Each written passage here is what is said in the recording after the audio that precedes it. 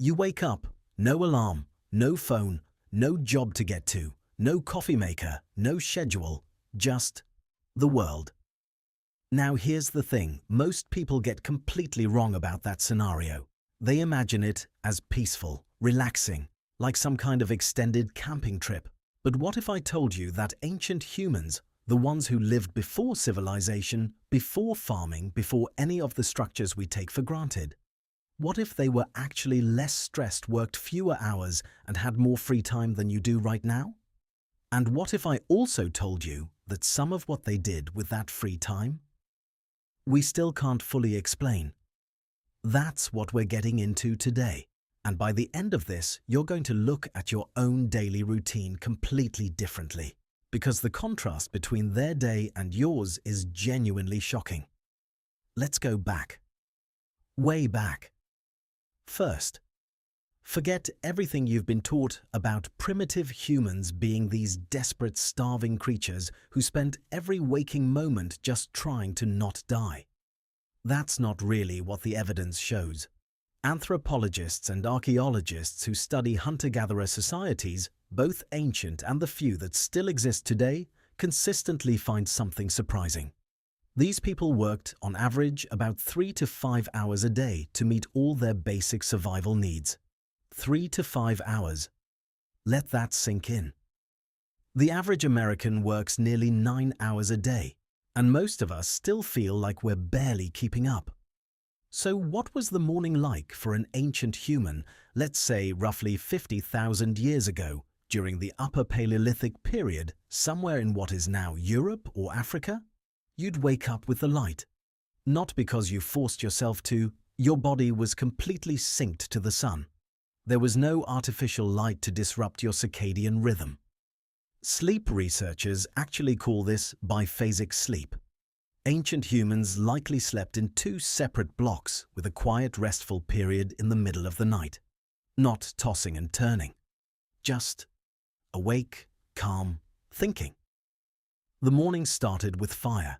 Someone in the group, and yes, they lived in groups typically between 20 and 50 people, someone maintained the fire through the night or worked quickly to rebuild it. Fire wasn't just warmth, it was everything. Safety, cooking, light, and we'll come back to this. It was also something much more important socially. Keep that in mind. Now here's where it gets interesting. The actual work of ancient life looked nothing like we imagine. It wasn't frantic, it wasn't constant, and it was almost never done alone. For the men in many hunter-gatherer groups, the morning might involve a hunt. But here's what modern people don't realize about ancient hunting. It failed. A lot. Studies of present-day hunter-gatherer groups like the Kungsan of southern Africa show that hunts are unsuccessful more than half the time. Maybe more. So why weren't ancient humans starving constantly? Because hunting was actually the backup plan. The real nutritional foundation. Gathering. Roots, berries, nuts, tubers, eggs, insects. Shellfish. The women and sometimes older children in the group would go out in the morning with woven baskets or hide pouches and reliably come back with food. Every single day. This is one of the most underappreciated facts about ancient human life. The gathering work, often dismissed as women's work in older historical accounts, was actually the more stable, more calorie-reliable activity. It was the spine of their food system, and it didn't take all day, 2 to 4 hours, then back to camp. So if the actual survival work was done by midday, what happened in the afternoon? This is the part of ancient human life that almost nobody talks about. And honestly, it's the most fascinating part. They rested, they talked, they played. Anthropologist Marshall Salins famously called hunter-gatherer societies the original affluent society, not because they had a lot of stuff, but because they had something far more valuable. Time. In the afternoon, ancient humans would do things like groom each other, and not just for hygiene. Social grooming, picking through someone's hair, checking for parasites, was a bonding behavior, the same behavior you see in primates today. It releases oxytocin, it reduces stress, it builds trust. It was basically ancient therapy. Make and repair tools. This wasn't just functional, it was skilled, focused, almost meditative work. Knapping flint, shaping stone into blades, required extreme concentration and technique. Archaeologists who've tried to learn it say it takes years to get good at. Ancient humans were craftsmen, artisans, not just survivors. Tell stories. And here is where things get genuinely mind-bending. Around those afternoon fires, ancient humans told stories. We know this because every human culture on Earth, no matter how isolated, has storytelling. It's universal, which means it's ancient. But what were those stories about? Hold on to that question. We're coming back to it. Here's something that will genuinely reframe how you think about ancient humans. The primary organizing force of their lives wasn't survival, it was relationships.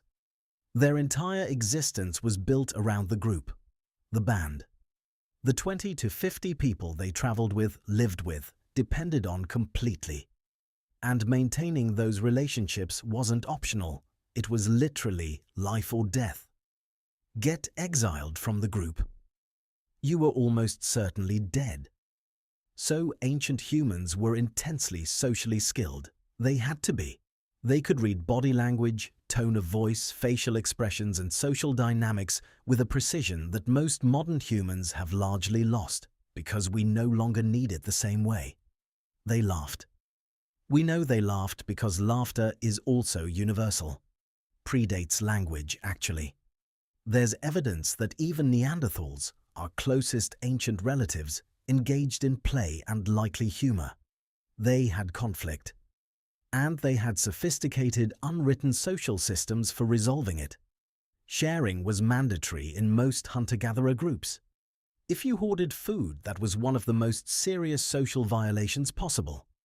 Ancient human communities were radically egalitarian, not perfectly, but compared to what came later with farming and hierarchy, remarkably flat social structures. And here's a detail that hits differently when you really think about it.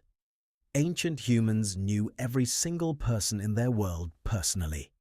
Every face was a known face. Every voice was a known voice. Compare that to modern life, where most of us are surrounded by strangers, constantly performing for audiences we'll never meet. Something about that comparison stings a little, doesn't it? Okay. Evening.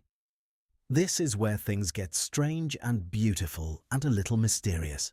When the sun went down, ancient life didn't stop, it transformed. The fire became the center of everything. And anthropologist Polly Wessner did something remarkable a few years ago. She actually recorded and analyzed thousands of conversations among the Kungsan people of Botswana, both during the day and at night around the fire. The difference was dramatic. Daytime talk was mostly practical, economics, complaints, planning, the stuff of survival. But nighttime fire talk, it was 80% stories, myths, legends, narratives about people who weren't there. Events that happened long ago or beings that may never have existed at all. Wiesner called the fire the original stage, and she argued that this nightly ritual of storytelling around the fire was actually one of the key engines of human cognitive evolution. That our big, complex, imaginative brains didn't just allow storytelling. Storytelling shaped those brains over thousands of generations. Think about that. The stories they told at night to each other, in the dark around a fire. That was the original form of what you're doing right now. Watching a screen, in the dark, listening to a voice tell you something. The medium changed. The impulse? Ancient. And then there's the art. Remember earlier I said there were things ancient humans did that we still can't fully explain? Here it is. Starting around 40,000 years ago, ancient humans began making art. Not just random scratches on rocks.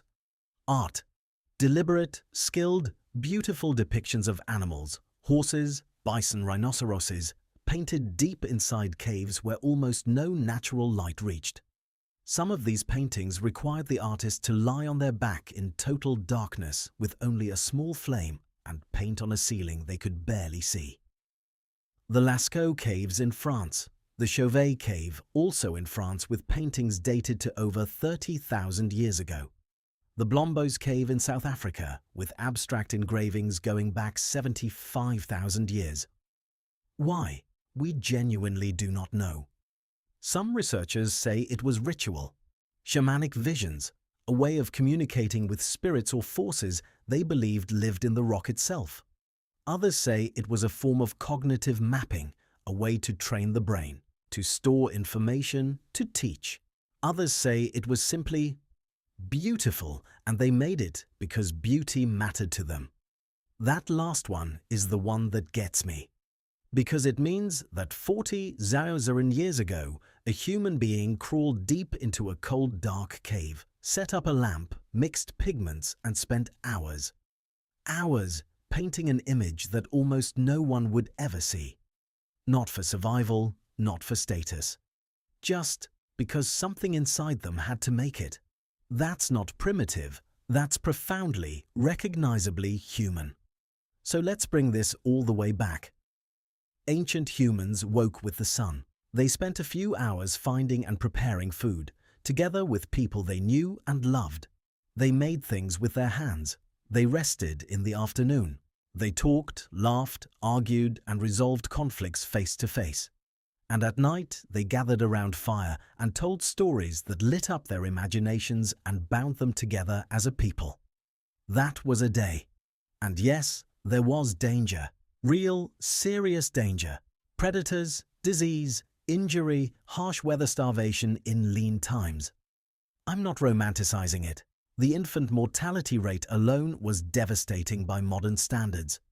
But here's the thing. A lot of what we think of as modern problems, loneliness, anxiety, disconnection, the feeling that life is moving too fast and meaning is hard to find, these aren't problems that ancient humans had.